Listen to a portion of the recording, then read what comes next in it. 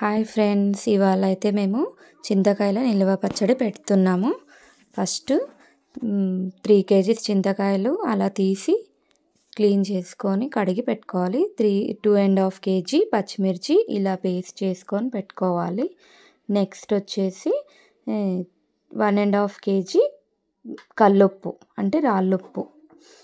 Next 150 grams మెంతిపిండి, మెంతులు పొడి చేసి పెట్టుకోవాలి. 50 grams పసుపు.